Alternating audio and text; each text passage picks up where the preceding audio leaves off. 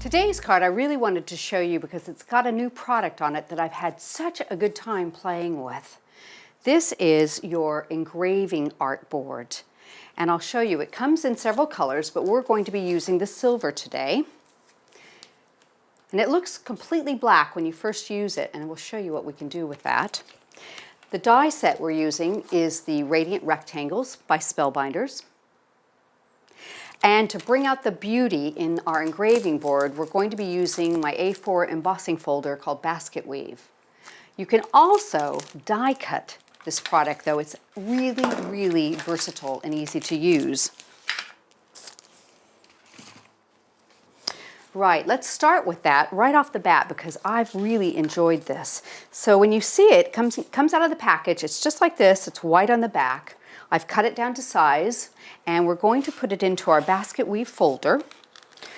Like usual, I'm going to put a little bit of tape on this only because we've got a geometric pattern, so I kind of want to keep it straight.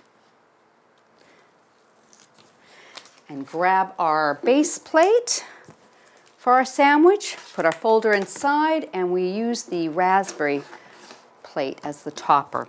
Now this is fairly thick, so I'm not going to put a shim in there. We're just going to run it through the ground caliper.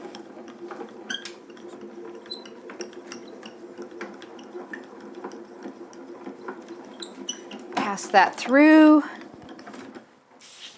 And we'll take this out of the folder.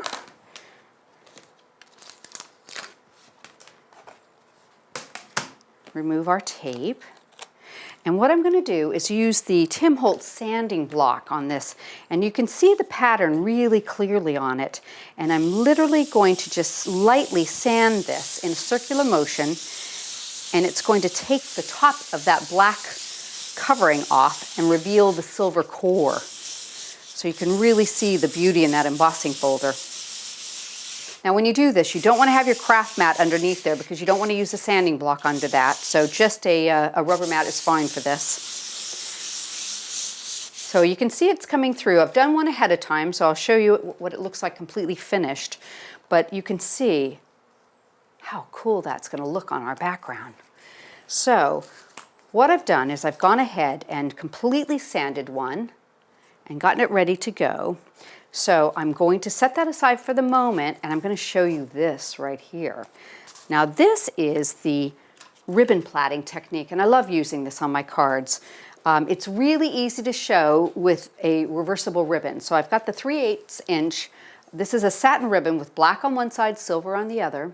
And to do a section about like that, you need about 3 meters. And what you need to do is find the center,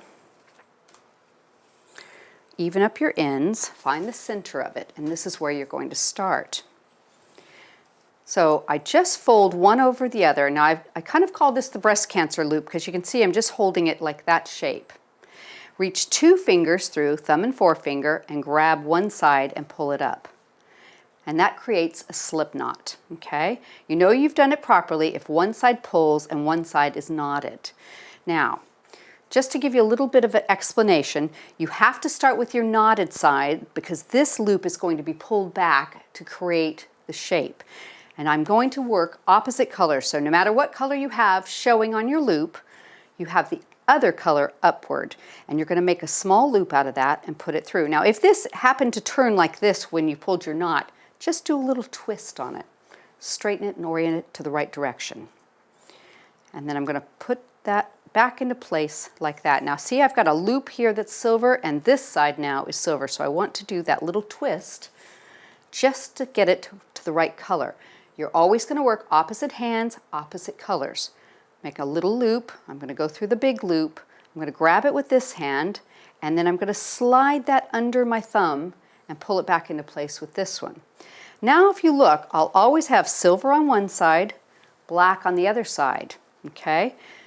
This is nothing more than ribbon crocheting. So I'm going to make a little loop, put it through, put my other thumb over that, pull it back into shape.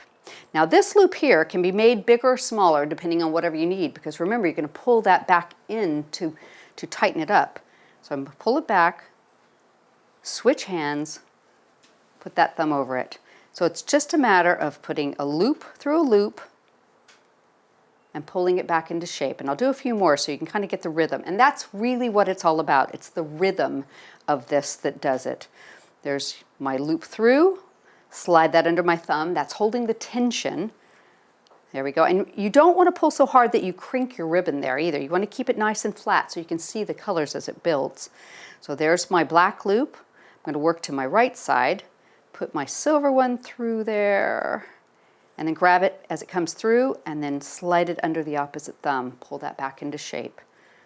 A few more here, and you can see it starting to grow. And if you make a mistake at all, because this is actually crocheting, you can just pull the loops back out and they'll instantly disappear. I'll show you. Just like that, okay? So I'll do a few more and then we'll show you how to finish it off, just so you can get the feel of it. Straighten that out.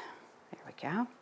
So I've got silver here, a black loop through it, pull it back into place, and then go this side with the silver, hold that under my thumb, pull it back with the opposite hand. All right, so now let's say you've been doing this for a couple of minutes and you've got a nice long piece, just like this one, okay? And you, like I said earlier, if you pull both of them, it'll come apart. So how you finish that off is when you get it as long as you want it, instead of putting that loop through, all you have to do is pull the entire piece through. And that will close it off. So now if I pull on them, I'm just going to tighten it. It will not unravel, all right? Now, let me show you how to put it onto your card. There's a little bit of a trick to this. When you put it on as a border, you're going to have to put a little bit extra mounting foam there to allow for the depth of that ribbon that's been plaited.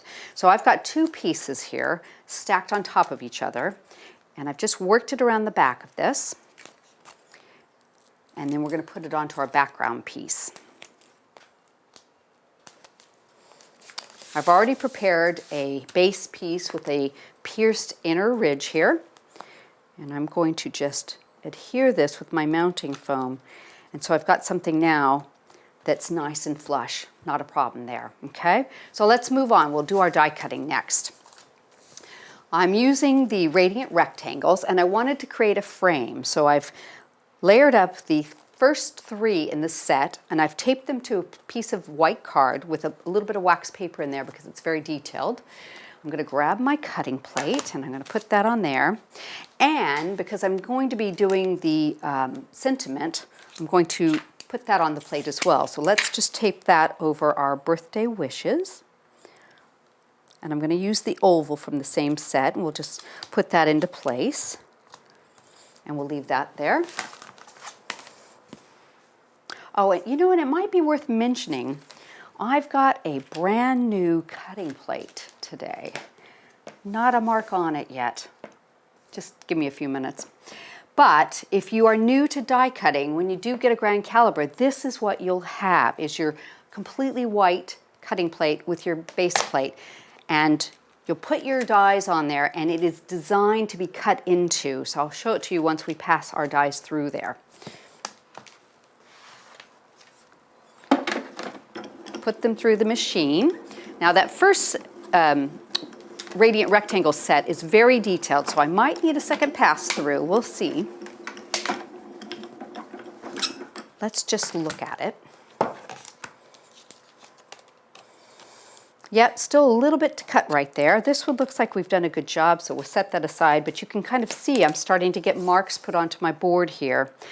Let's turn it the other direction and run it through again.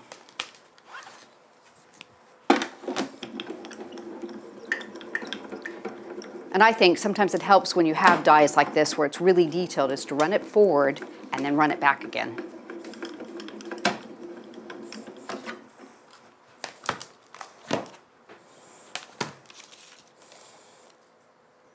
That looks like it may have done the trick. Let's just take it apart and see.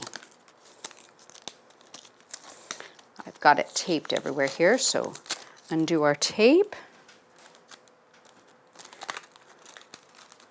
Pop our pieces apart. Let's put that one back.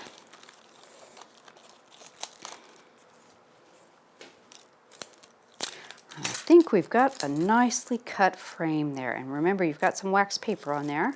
Peel that off.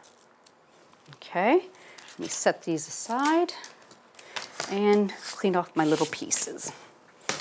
Right, so now I've got a beautifully cut frame, but I want to add another color behind that. So what I'm going to do is I'm going to use some of my Cosmic Shimmer glue and add a bit of glue to this.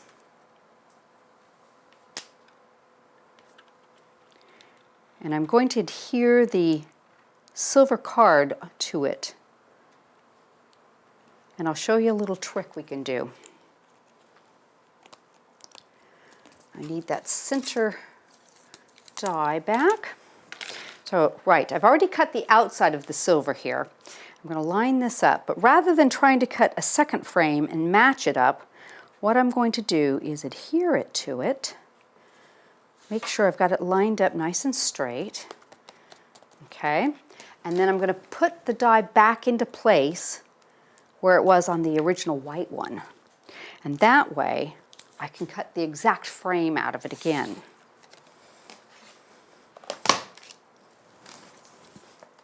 There we go. Because if you actually layered up your dies and tried to cut two frames from just taping them to some cardstock, you might be off a little bit and it would show. So doing it this way, you get a really nice clean look to it.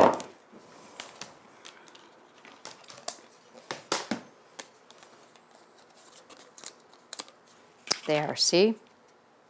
The dies make the job perfect. All right, now I've gone ahead and put a little bit of U-mount on the back of one of these already, okay? So I've got it ready to go. But before that, we're going to do some embossing, because don't forget, your dies can be used to emboss, not just cut. So I want to emboss the pattern from this particular die on the Radiant Rectangles into my black card. I'm going to use a little piece of wax paper because sometimes the really detailed dies can actually cut into your card. So if you have a piece of, say, copy paper or wax paper in between, it tends to help stop it from cutting all the way through. So I'm going to pop this on there, and I just want to get that kind of centered, right? So I've got my cutting ridge going into the tan mat, and I'm going to cover it with the base plate. If you ever doubt whether you've got the sandwich right, just remember the flat part of that die always needs to go to the base plate, okay? It doesn't matter which direction it goes through the machine, as long as it has the right orientation inside the machine. And we'll just give this one a quick emboss. And you can hear it pushing into the paper, perfectly normal.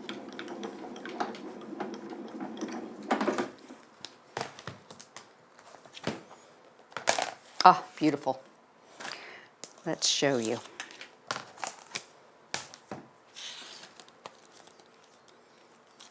Take off our wax paper. And I've got a couple little bits that cut through the wax paper. Let's just pop those out of the way. But you can see that gorgeous emboss. Isn't that pretty? So now what I'm going to do is I'm going to take the frame we did earlier with the mounting foam, and I'm going to center it over this piece.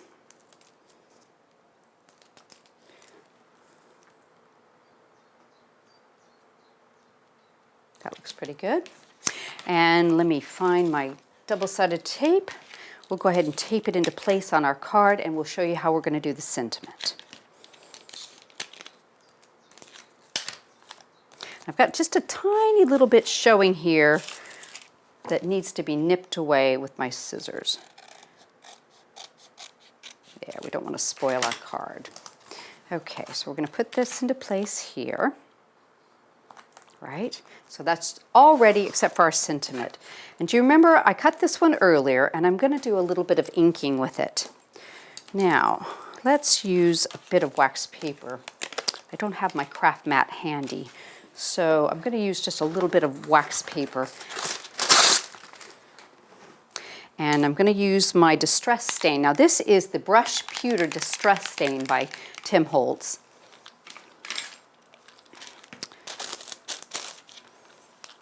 And what I'm going to do is just get it started, and it's got kind of a dabber top on it, and I'm just going to get it started there so I can pick up some of it with the cut and dry foam. because I really want a nice silvery edge on this. And I'm just going to work my way around. I love this as far as a metallic look when I'm doing some inking around my dies. And sometimes you don't think about a stain because it's so liquid that you could do this, but it's really, really pretty, I think. Let me show you.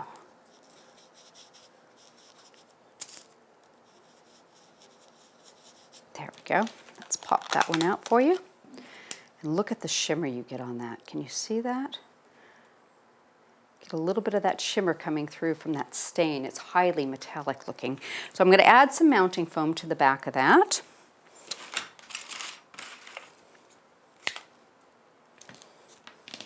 And we're going to seat that right in the center of that embossed piece.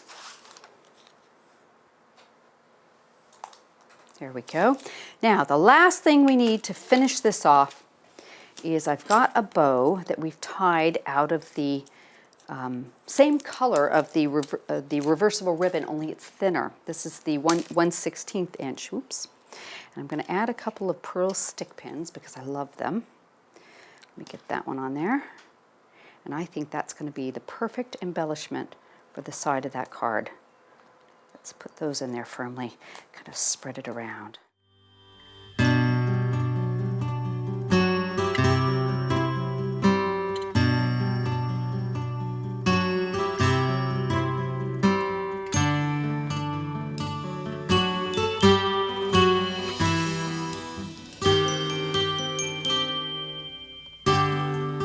How pretty is this? I would love to receive this for a birthday card.